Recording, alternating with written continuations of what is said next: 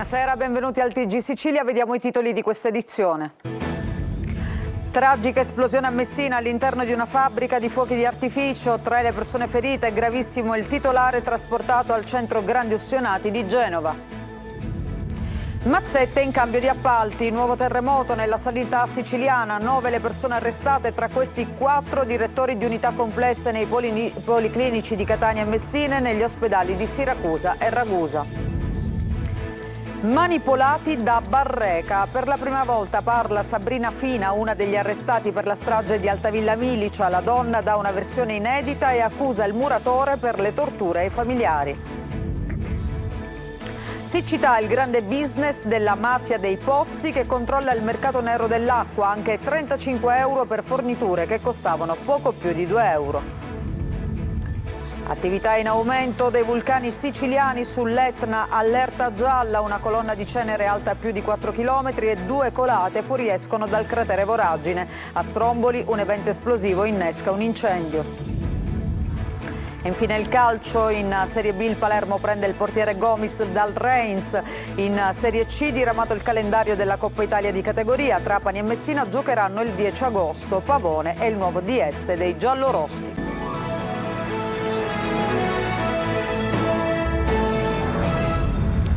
Bentrovati, lo avete sentito dai nostri titoli in primo piano, parliamo di questa esplosione in una fabbrica di fuochi di artificio a Messina. Ci sono 3 feriti, gravissimo il titolare che è stato trasportato al centro grandi ustionati di Genova. Francesco Triolo.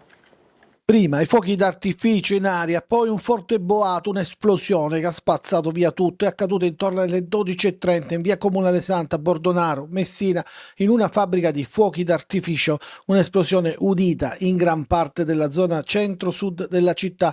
Il bilancio è di 3 feriti, uno gravissimo in pericolo di vita, tutti appartenenti alla famiglia Arigò, proprietaria della famiglia che produce fuochi d'artificio. Si tratta di Giovanni Arigò, della sorella Cristina e della loro madre Giuseppa Costa. Secondo una prima ricostruzione, il figlio del titolare Giovanni stava operando all'interno di un piccolo bunker adibito alla miscelazione delle polveri, uno dei casotti in cemento presenti all'interno del sito, quando è esploso. È lui ad essere in condizioni critiche con ustioni sul 100% del corpo. È stato deciso di trasferirlo al centro grandi ustionati di Genova. Una delle 2 donne andrà a Palermo, l'altra rimarrà a Messina. Sul posto, oltre alle 3 ambulanze del 118 che hanno trasportato al pronto soccorso del Policlinico i 3 feriti, vigili del fuoco e forze dell'ordine che hanno circoscritto la zona ed impedito a chiunque di entrare dentro l'azienda.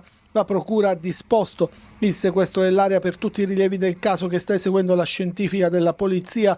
Sul luogo sono stati chiamati anche gli artificieri per la messa in sicurezza dell'area e la verifica di tutti gli altri bunker che fanno parte della fabbrica.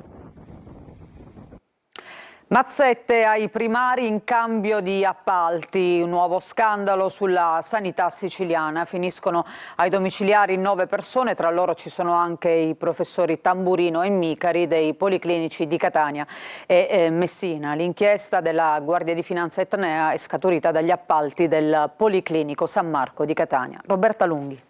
Un nuovo terremoto scuote la sanità siciliana. Ci sono nomi eccellenti tra le 9 persone, tra le quali 4 dirigenti medici arrestate tra Messina, Palermo, Ragusa, Siracusa e Perugia nell'operazione della Guardia di Finanza Etnea. Sono accusati a vario titolo di falsità ideologica e corruzione per sponsorizzazioni economiche ai medici in cambio dell'acquisto di dispositivi ospedalieri. Ai domiciliari sono stati posti il noto cardiochirurgo catanese Corrado Tamburino, all'epoca dei fatti contestati direttore dell'unità operativa complessa del Policlinico Etneo, Antonio Micari del Policlinico di Messina e Marco Contarini e Antonio Nicosia dei poli ospedalieri di Siracusa e Ragusa. Arresti domiciliari anche per gli imprenditori Rosa Vitale, Caterina Maugeri e Giancarlo Antonino Girlando delle 3 società catanesi Presifarm, Archigen e Cardiovascular e ancora Francesco Dottorini e Pietro Sola, amministratore della College di Palermo. Le indagini sono partite dalle verifiche sugli sprechi che avrebbero avrebbero fatto emergere come il Policlinico Rodolico San Marco di Catania avesse effettuato affidamenti per l'acquisto di dispositivi medici, accordando alle ditte aggiudicatarie un prezzo risultato più elevato rispetto alle quotazioni. Le società coinvolte avrebbero promesso e poi elargito ingenti somme di denaro per l'organizzazione da parte dei dirigenti sanitari, che avrebbero sfruttato la loro posizione di vertice di convegni e congressi di medicina finalizzati alla formazione, l'ultimo dei quali svoltosi a Catania nel mese di maggio. Le sponsorizzazioni economiche avrebbero avuto lo scopo di ottenere in cambio, spiegano gli inquirenti, l'impegno degli stessi di favorire le ditte più generose, garantendogli l'uso effettivo di un numero maggiore di propri dispositivi medici nel corso degli interventi chirurgici. Non abbiamo fatto niente, solo dato supporto ai bambini che ne avevano bisogno, ma siamo stati chiusi in una stanza da Giuseppe Barreca. Per la prima volta parla Sabrina Fina, arrestata assieme al marito e a Barreca appunto per la strage di Altavilla Milicia. La donna dà una nuova versione sulle torture mortali che sono state inflitte, ricordiamo, ad Antonella Salomone e ai suoi figli Kevin ed Emanuel. Sentiamo Manlio Viola. Contesta tutte le accuse e racconta una storia nuova, completamente diversa da qualsiasi versione fino ad ora nota. Sabrina Fina, una dei due componenti della coppia di predicatori coinvolti nella strage di Altavilla Milicia, costata la vita ad Antonella Salamone e ai due figli Kevin ed Emanuel, torturati e uccisi in quello che è stato ribattezzato il rituale purificazione dal demonio. Principale accusato è il padre di famiglia Giuseppe Barreca, ma responsabilità vengono assegnate anche alla figlia Martina, 17enne, e appunto alla coppia di predicatori Sabrina Fina e Massimo Carandente. Oggi la Fina ha reso dichiarazioni spontanee al Tribunale per i minorenni davanti alla procuratrice Claudia Caramanna. Io contesto integralmente i fatti che mi vengono addossati perché io non li ho commessi, ha detto, né sono una persona manipolatrice, violenta, anaffativa e palesemente concentrata sui demoni, ma sono soltanto una mamma chioccia, ha continuato Sabrina Fina, che ha poi aggiunto qualcosa parlando di uno dei bambini vittime della strage. Kevin voleva addirittura lasciare la scuola e io invece gli dissi che era importante continuare, stavo cercando di aiutare l'intera famiglia. I fatti sono stati commessi da Giovanni Barreca, ha raccontato la Fina, che ha manipolato il figlio sedicenne Kevin. Io e mio marito abbiamo solo cercato di impedire queste azioni terribili, ha aggiunto, ma siamo stati chiusi dentro il soggiorno di Barreca. La donna non ha però risposto alle domande dei magistrati, ma si è riservata di farlo quando avrà il quadro completo delle accuse. Per la cronaca, un giovane tunisino è stato vittima di un'aggressione a Palermo nella zona di via Macheda. Il giovane è stato picchiato durante una rissa, una delle tante che scoppiano ogni giorno nei pressi di via Fiume. Il giovane è stato picchiato con violenza, si trova in ospedale al Policlinico. Tanti testimoni hanno pensato addirittura che fosse morto e le sue condizioni comunque sono gravissime, indaga la polizia. E poi, sempre a Palermo, una 17enne ha deciso di interrompere la relazione con il fidanzato di 19 anni dopo l'ennesima lite. Si trovava a casa appunto del ragazzo, ha chiamato il padre chiedendo di andarla a prendere. Il giovane però non ha accettato la fine di questa relazione e ha iniziato a seguirli speronando l'auto del suocero e distruggendola. La vettura è finita anche contro un muro e una tubatura, provocando una fuga di gas. Dopo lo scontro il giovane è stato picchiato con violenza dai parenti della ragazza. Questo succede la notte scorsa in via Altofonte, dove gli agenti di polizia municipale sono arrivati dopo la segnalazione di quello che inizialmente sembrava un tamponamento. E adesso invece torniamo alla tragedia avvenuta a Palazzolo Acreide. Dopo i funerali di Vincenzino, il bimbo di 10 anni morto cadendo in un pozzo appunto a Palazzolo Acreide, è tutto concentrato sulle indagini. I genitori confermano che il piccolo avrebbe parlato con loro. Sentiamo Francesca Loi. La ferita è ancora troppo fresca. Vincenzino è andato via appena una settimana fa.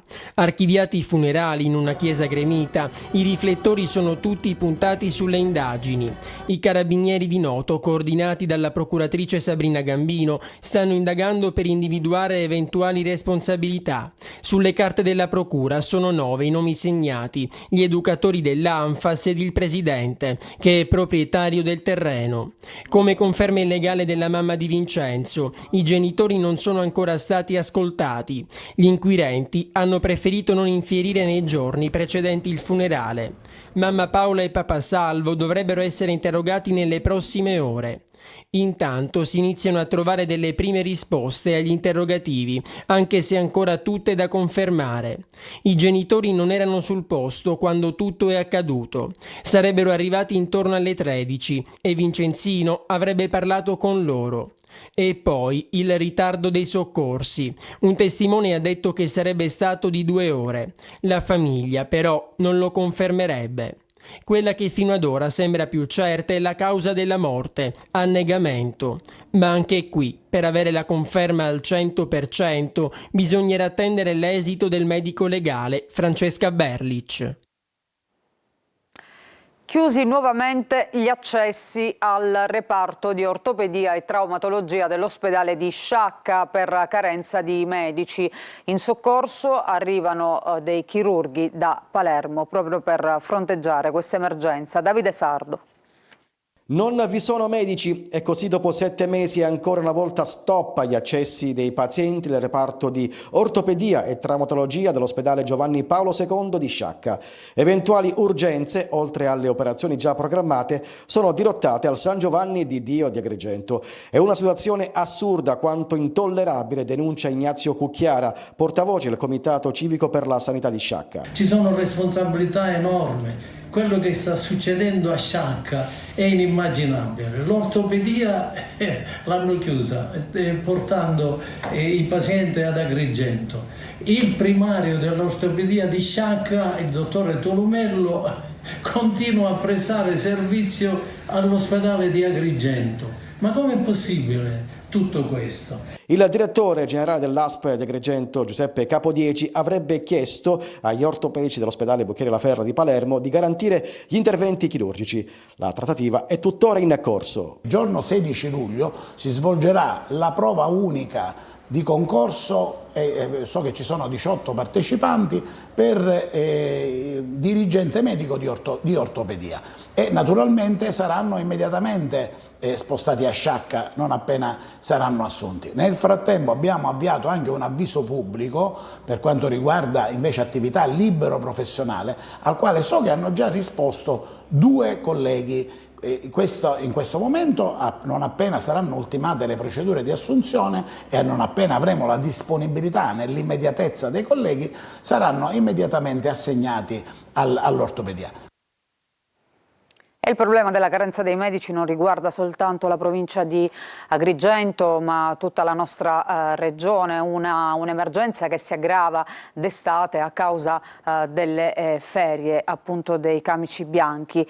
Chiudono reparti, ambulatori e a questo punto le aziende sanitarie cercano delle soluzioni tampone. Sentiamo.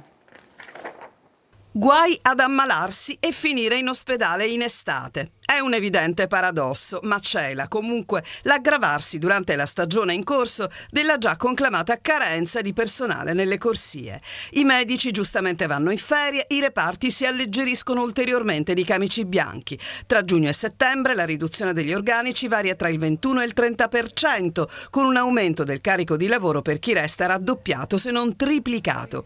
Nel 15% dei casi molti ambulatori e reparti ospedalieri chiudono del tutto durante l'estate.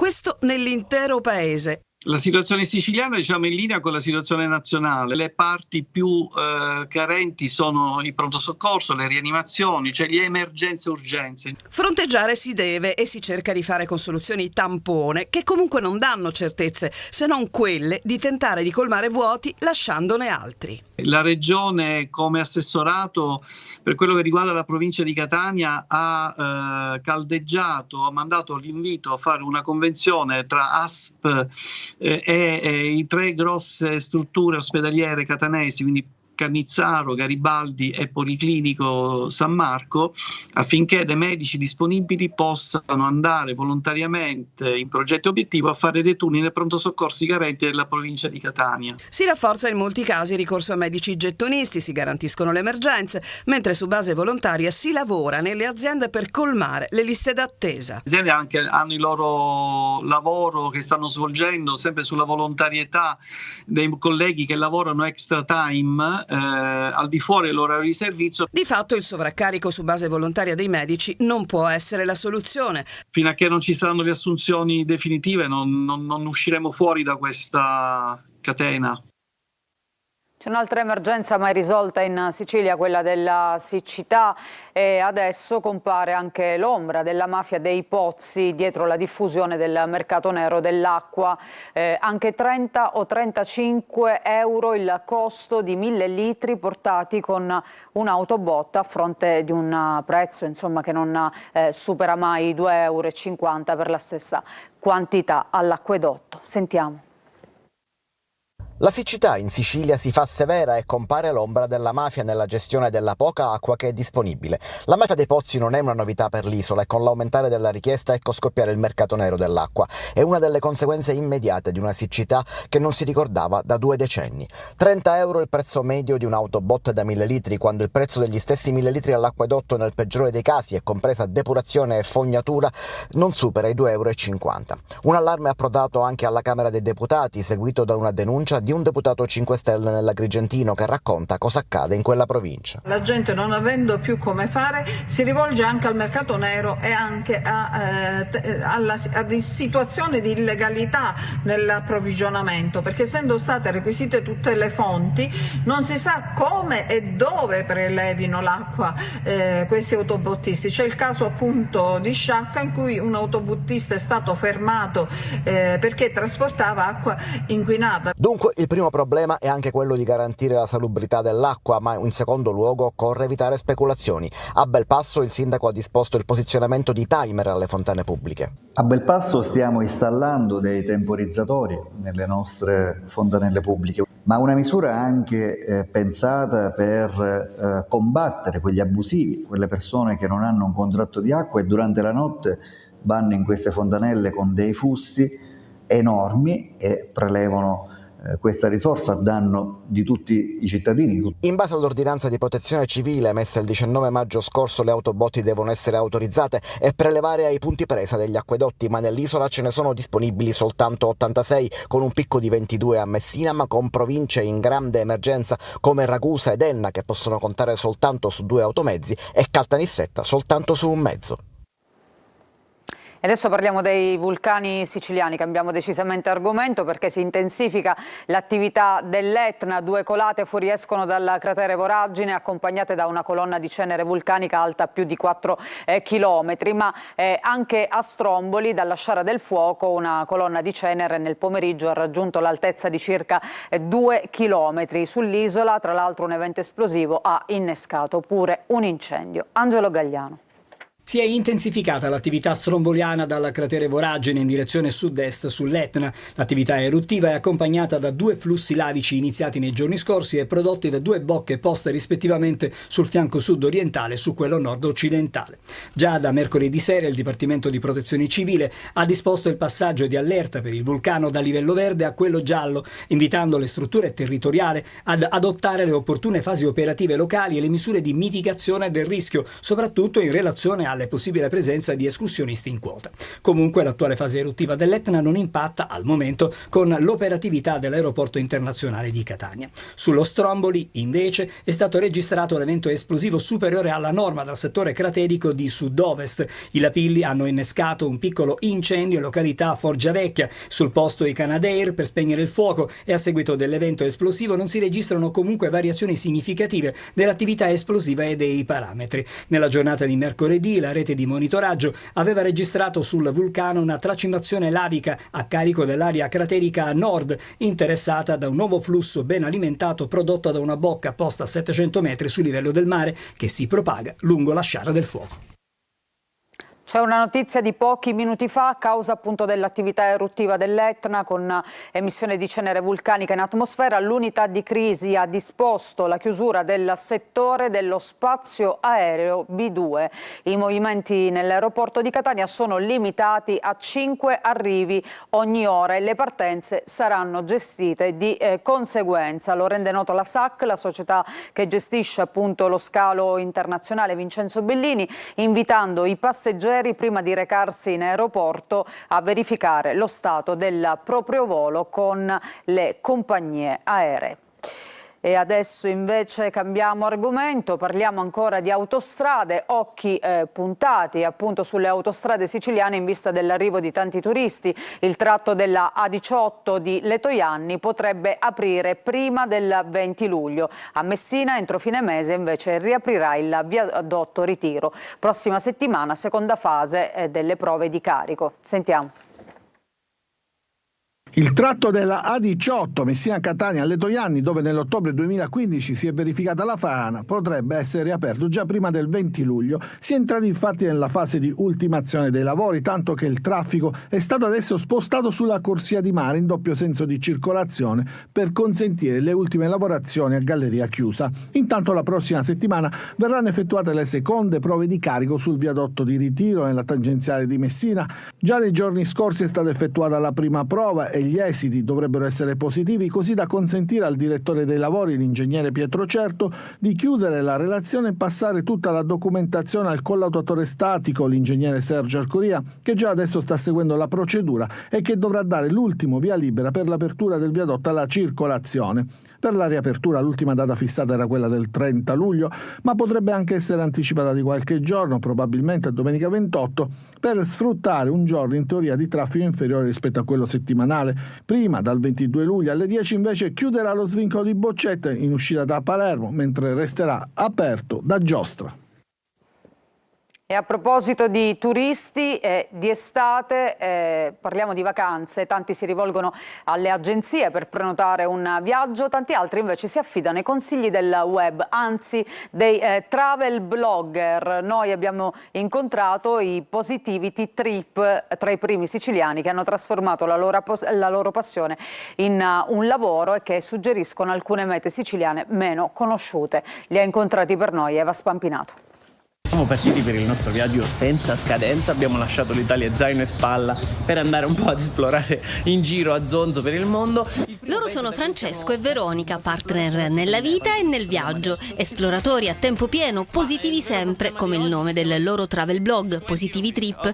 I loro video riempiono ore e ore di programmazione web e social e sono il resoconto di 10 anni di instancabili viaggi.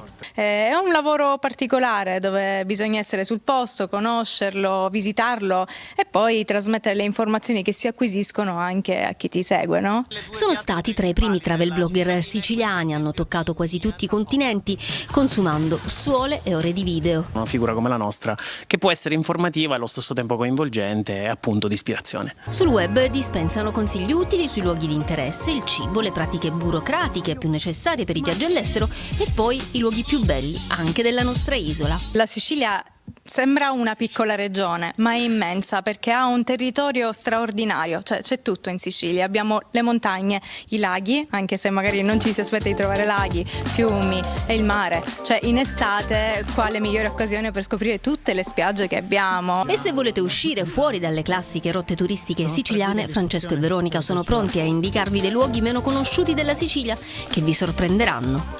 Secondo me ci sono delle chicche nascoste che sono soprattutto concentrate nella costa sud, quella che poi si spinge verso Marsala, e altrettanto nella parte dei Nebrodi. Lì ci sono anche alcune chicche tra addirittura percorsi in natura, cascate, castelli che nessuno effettivamente mai si prende il tempo di approfondire, quindi quella potrebbe essere una buona strada.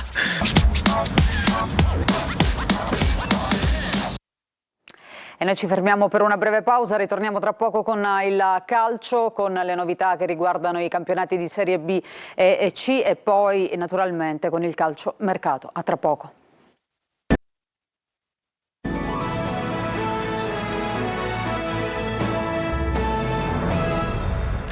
Bentrovati, seconda parte del nostro giornale, adesso il calcio con il Palermo che ha già iniziato a lavorare in Lombardia in attesa di andare in ritiro domenica. Sul mercato preso il portiere Gomis dal Rennes. Sentiamo Marco Gullà. L'obiettivo non è stato dichiarato, ma il Palermo, che da ieri lavora a Coccaglio in Lombardia, non può certamente nascondersi. Il traguardo non può che essere la promozione diretta in Serie A.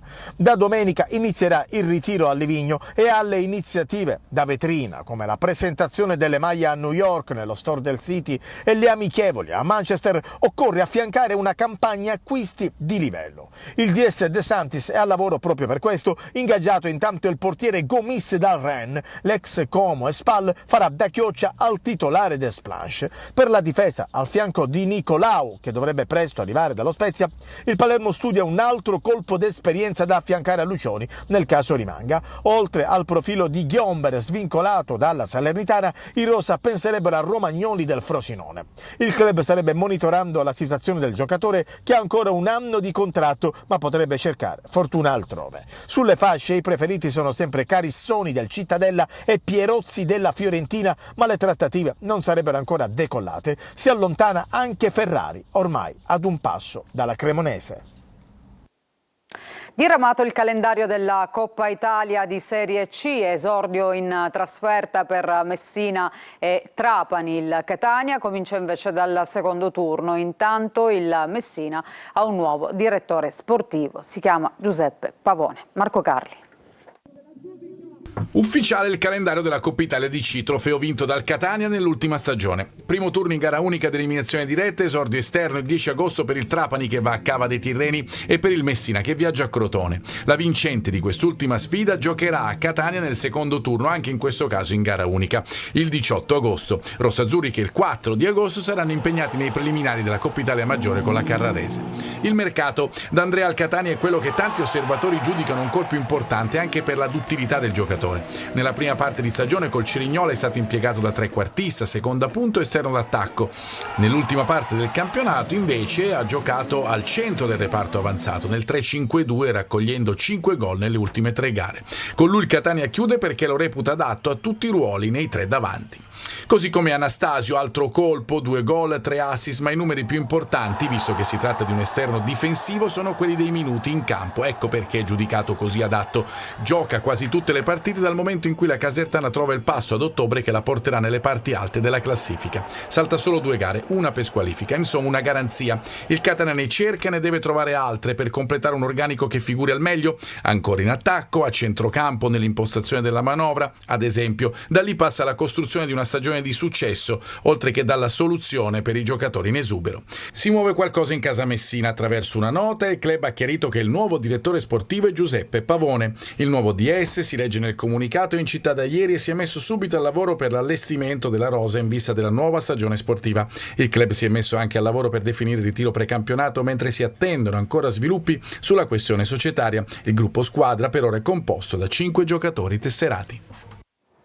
Questo era il nostro ultimo servizio che chiude questa edizione del TG Sicilia. Grazie per averci seguito, a tutti voi una buona serata e un buon proseguimento.